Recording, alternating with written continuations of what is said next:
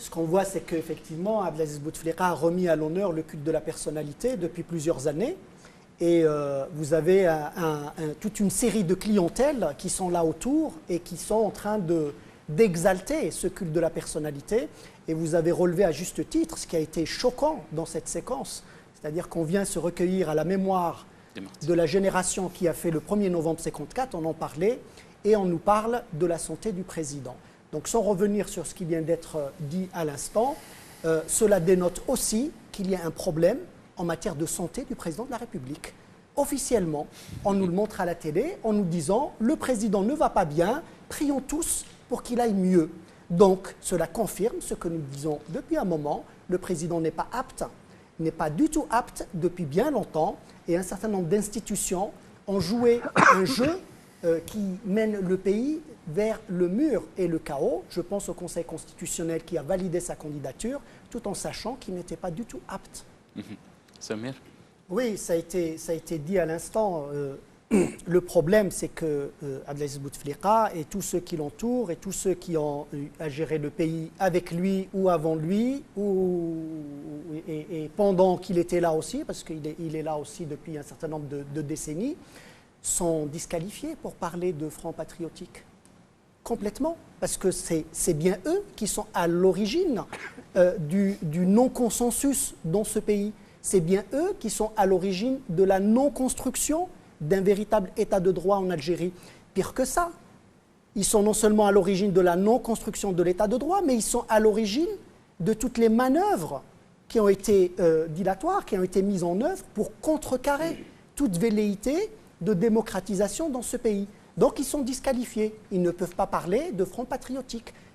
Et effectivement, aujourd'hui, quand on regarde le bilan ne serait-ce que de ces dernières années, parce que c'est quand même le bilan du président et visiblement il en est fier de ce qui a été réalisé. Nous dépendons du prix des hydrocarbures. À partir du moment où le prix du baril descend, c'est toute l'économie qui part en vrille et c'est panique à bord. On commence à demander aux Algériens de faire des efforts alors qu'ils ont gaspillé 1 000 milliards de dollars.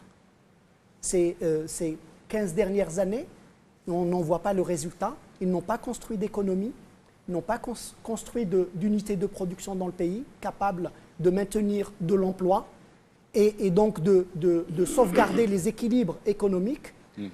Ils n'ont rien créé, ils ont désespéré une jeunesse, on l'a vu. C'est ça leur bilan. C'est de cela dont ils nous parlent aujourd'hui. Alors quand ils parlent de transition qui est terminée, ce que je constate, c'est que quand il s'agit de s'octroyer des mandats illimités, ils peuvent modifier la Constitution et toutes les lois qui vont avec.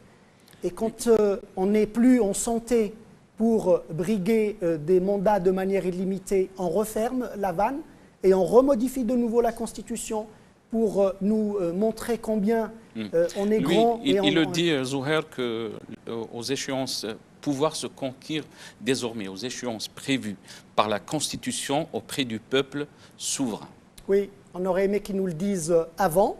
D'abord, il reconnaît que jusque-là, le pouvoir ne s'est pas conquis de manière démocratique. Donc là, il nous dit que désormais, ça va être comme ça. Ça veut dire que tous les mandats qu'il a eus ne se sont pas déroulés dans ce cadre-là. On peut le remercier d'avoir reconnu ce genre de choses. Absolument. Moi, c'est ce que je lis dans ce type de déclaration. Que peu de gens lisent. Vous savez que les gens n'en ont cure de toutes ces déclarations. Ils préféraient plutôt l'entendre à la télé, mais comme il n'est pas en capacité de le faire, donc personne ne lit ce type de déclaration, même si j'ai pu lire qu'un certain nombre de personnes s'enorgueillaient de lui faire les discours de Bouteflika. Donc je vais vous dire, personne ne fait attention à ce type de déclaration parce qu'on sait plusieurs choses. Que le président, il y a un doute en tout cas sur sa capacité à écrire de tels discours, sinon il pourrait les exprimer. Et deuxièmement, et surtout, ça c'est le fond, tout le monde sait qu'il y a plus qu'un doute sur les intentions, démocratique subitement révélée à Abdelaziz Bouteflika. Très bien, c'est bien. Et c'est ça. Là, c'est Ibrahim, si je peux me permettre, c'est juste l'étape après l'instauration d'un véritable état de droit. Oui, mais instaurant un état de droit, oui, mettons en œuvre une démocratie qui fonctionne et nous aurons ce dissensus que vous souhaitez et le consensus avec d'autres. Voilà. Mais nous sommes juste dans l'étape d'après alors que nous n'avons pas fait l'étape d'avant. Mais on a vu. Oui, alors si on très parle rapidement, on me d'aujourd'hui, dit qu'il ne reste pas beaucoup de si temps. on parle d'aujourd'hui, bon, moi, je ne dirais pas que le problème c'est l'opposition, je dirais qu'il y a un problème dans l'opposition, ça c'est clair. Le problème c'est le régime. C'est clair.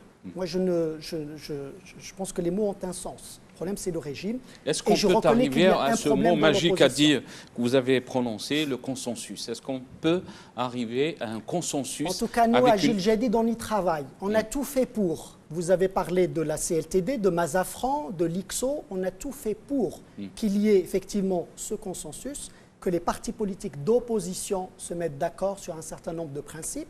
Ils l'ont fait. Ils ont tous signé la déclaration de Mazafran.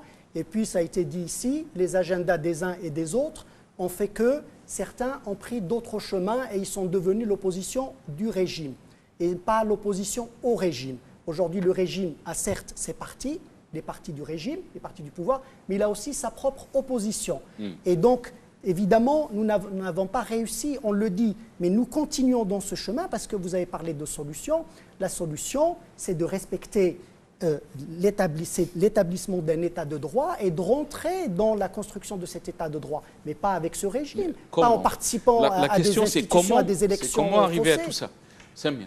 Diola, c'est, je ne sais pas quoi dire.